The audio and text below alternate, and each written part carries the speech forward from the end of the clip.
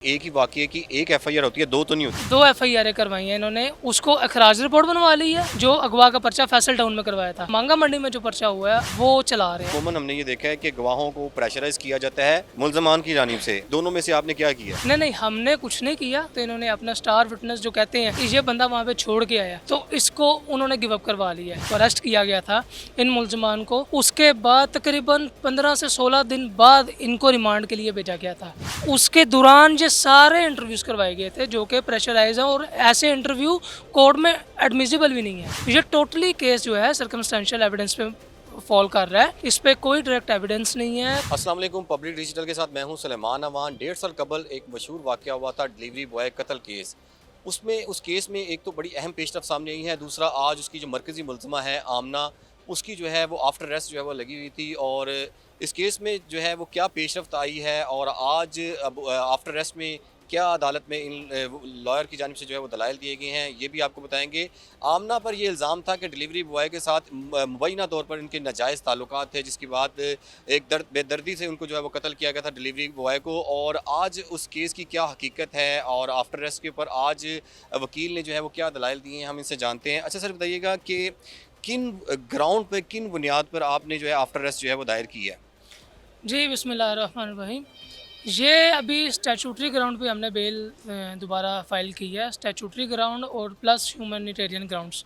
वजह ये है कि ट्रायल जो है वो चल रहा है। तकरीबन आज 1.5 साल हो गया, ट्रायल कंक्लूड नहीं हुआ। तो इसमें जो है क्योंकि औरत है बीबी की, वैसे सीआरपीसी के तहत और सुप्रीम कोर्ट के प्रेसिडेंट्स के तहत वो जो है बीबी की स्टैचूटरी पीरियड जो है वो 1 साल का है। इस वजह से हमने ये बेल फाइल की है स्टैचूटरी ग्राउंड पे। और दूसरा इसमें ये है कि इसमें जो आमना के बच्चे थे वो पहले रह रहे थे उसकी नानी के पास। कितने बच्चे थे और अब किसके पास रह रहे हैं? उनके 3 बच्चे हैं, 2 आई थिंक बेटियाँ और 1 बेटा है। और पहले वो नानी के पास रह रहे थे, उनकी डेथ हो गई है रिसेंटली अभी। अब वो अपने दादों के पास रह रहे हैं। ओबियसली जो परवरिश और जो टेक केयर बच्चों की माँ कर सकती है, मेरे नहीं ख्याल से कोई और उसको कर आफ्टर सकता अरेस्ट है। में आपने ये भी मौक़िफ़ इख्तियार किया है? जी, जी, बिल्कुल। ओबियसली हमने ये ग्राउंड उसमें बिल्कुल मेंशन किए हैं, जैसा आपने कोर्ट के सामने ये सारा कुछ बात की है। अब सिर्फ़ बात इतनी रह गई है, कोर्ट ने सिर्फ़ हमें ये कहा है कि आप नीचे के जो ट्रायल प्रोसीडिंग्स चल रही हैं, उसकी ऑर्डर शीट कोर्ट में प्रोड्यूस करें।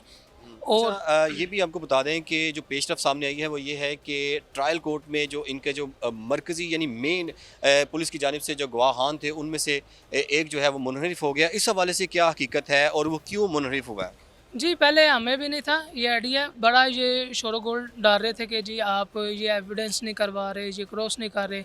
अभी रिसेंटली इन्होंने लास्ट डेट जो हुई है इस पे इन्होंने जो एक अपने स्टार विटनेस, 2 स्टार विटनेस थे इसमें, एक साजिद था, एक हमज़ा था। और मुद्दई तो उसका खुद भाई था जिसको कुछ पता ही नहीं है कि वो जिसने पहले नामालूम के ख़िलाफ़ जो है फैसल टाउन में एक पर्चा दर्ज करवाया था। अगर कोई ऐसा मामला होता तो डायरेक्ट उसी में ही मर्ज होती 302 भी। पर वो उसको अखराज अगवा का पर्चा दर्ज किया पहले गया। अगवा का पर्चा दर्ज करवाया, तो फिर मांगा मंडी में 302 का पर्चा करवा दिया। यानी कि ये तो हमने हैरान कुन बात आप कर रहे हैं कि एक ही वाकये की एक एफआईआर होती है, दो तो नहीं होती। 2 एफआईआर करवाई हैं इन्होंने। उसको अखराज रिपोर्ट बनवा ली है जो अगवा का पर्चा फैसल टाउन में करवाया था। उसके बाद इन्होंने अब मांगा मंडी में जो पर्चा हुआ है वो चला रहे हैं। केस तो कमज़ोर नहीं हो जाएगा इससे? ओबियसली बिल्कुल कमज़ोर होता है दूसरा केस। ये बताइएगा, अमूमन हमने ये देखा है कि गवाहों को प्रेशराइज किया जाता है मुल्ज़मान की जानिब से या उनसे कोई मैनेज किया जाता है। मैं ये जानना चाह रहा हूँ कि इसमें से कुछ, दोनों में से आपने क्या किया? नहीं नहीं, हमने कुछ नहीं किया। हम तो डे 1 से जो है मतलब स्मूथली केस चल रहा है, चला रहे हैं। जो लास्ट प्रोसीडिंग पे जो ग्राउंड जो बातें हुई हैं वो मैं आपको बता देता हूँ। एक तो इन्होंने अपना स्टार विटनेस जो कहते हैं कि ये बंदा वहाँ पे छोड़ के आया, तो इसको उन्होंने गिव अप करवा लिया है। उसका नाम हमज़ा है, उसको गिव अप करवा लिया। और दूसरा साजिद जो था, जब वो अपनी चीफ करवा रहा था कोर्ट में, उसको इतना का प्रेशराइज और इसको इतना का थ्रेट किया हुआ था, उसको किसने किया हुआ ज़बरदस्ती। था? ओबियसली उनके काउंसिल साथ खड़े थे, वो बार-बार उसे प्रेशराइज़ कर रहे थे कि भाई इसका आप तो जवाब नुकसान दो। उन्हें ही होना था ना? ओबियसली उन्हें ही होना है। कोर्ट भी ऑब्जर्व कर रही है क्या मामला था, कैसे चलते हैं। को उसने बाकायदा जो जब चीफ करवा रहा था 5-6 दफ़ा बैठ के पानी पिया है। ठीक है, तो मतलब अगर वो सच पे आप लोगों बयान का दे रहा मौक़िफ़ है, क्या है, आप लोगों का मौक़िफ़ क्या है, ये ज़रा आवाम जानना चाहती है। ये बड़ा मशहूर वाक़या हुआ था, बताया जा रहा था, कुछ चैनल्स ने जो है मीडिया ट्रोलिंग भी की, और ख़तून आमना के बयानात भी चले, जिनमें उन्होंने कुछ चीज़ें एडमिट भी की। क्या वो बयान जो दिए गए थे किसी के प्रेशर में दिए गए थे, कुछ चीज़ें उन्होंने एडमिट भी की ऑन कैमरा, तो आज आप देख रहे हैं केस कहाँ पे खड़ा है? अच्छा, इसमें हुआ ऐसे था कि जब ये इनकी जो हुए थे, मतलब इनको अरेस्ट किया गया था इन मुलज़मान को, उसके बाद तकरीबन 15 से 16 दिन बाद इनको रिमांड के लिए भेजा गया था। उसके दौरान ये सारे इंटरव्यूज़ करवाए गए थे जो कि प्रेशराइज़ हैं, और ऐसे इंटरव्यू कोर्ट में एडमिसिबल भी नहीं है, मतलब वो एविडेंस के तौर पे वो एडमिसिबल नहीं है।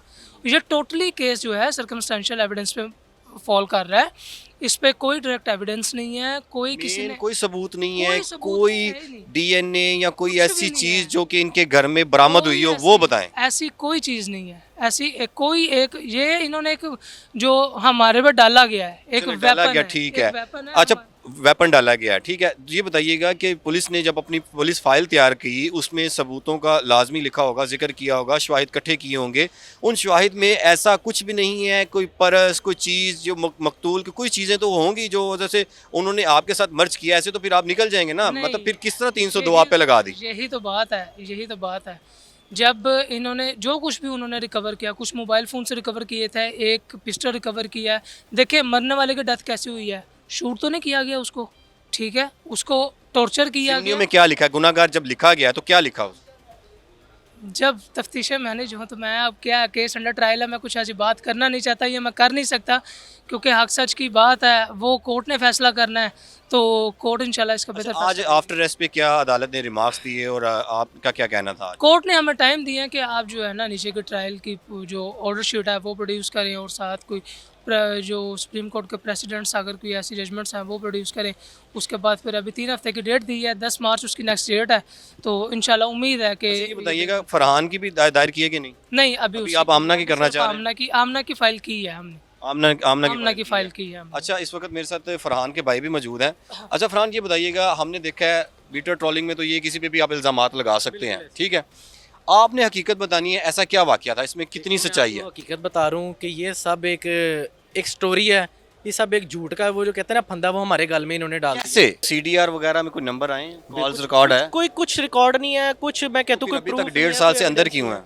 देखें अब आपको ये मैं अब क्या कह सकता हूँ, ये जो अदालती निज़ाम है, ये जो सारे मामलात हैं, अब ये आपके सामने ही है। हम तो अपील या ये 1.5 साल बाद हमारा जो ये आना हुआ आपके पास, वही हुआ कि अब हमारे साथ ज़्यादती हो रही है, इन्होंने हमारे साथ बहुत ज़्यादा ज़्यादतियाँ की हैं, तो काइंडली हमें इंसाफ दिलाया जी।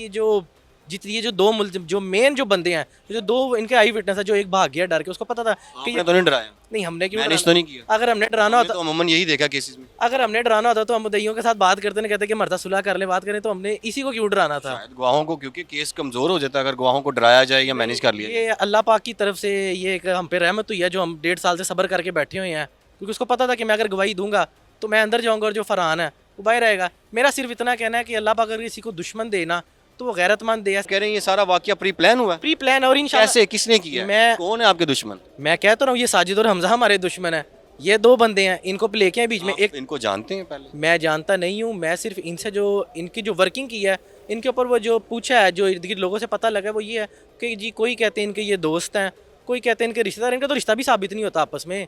अब उसको पता था कि मेरे साथ ये होना है कल को, ये मैं ज्यादती कर रहा हूँ या मैं ये गलत गवाही देना चाह रहा हूँ, देने जा रहा हूँ, तो मैं तो पकड़ा जाऊँगा, जाहिर इसका बात तो है। फिर आपको फायदा ही होगा, मुनहरिफ हो रहा है। इंशाल्लाह फ़ायदा होगा। मैं कहता हूँ कि ये जो मर्डर इन्होंने हम पे डाला है, मेरे भाई फरहान पे डाला है, उसका एम जो मर्डर की स्पेलिंग है, जो पहला वर्ड है ना एम, यार वो भी तो साबित करें ना, कोई प्रूफ भी तो बेदर्दी लेके से आए। मारा, कत्ल किया गया, लाश को जला दिया गया, ये वो, कोई शवाहिद मिले हैं? कुछ भी नहीं, कोई प्रूफ नहीं है, कुछ भी नहीं है, फिर बस 1.5 साल से अंदर क्यों है, ट्रायल क्यों चल रहा तो भाई इंशाल्लाह बड़ी जल्दी ट्रायल का फैसला आएगा, और इंशाल्लाह मेरा भाई जो बेगुनाह है वो बाइज्जत बरी होगा और इंशाल्लाह बाहर आएगा। है? बहुत शुक्रिया।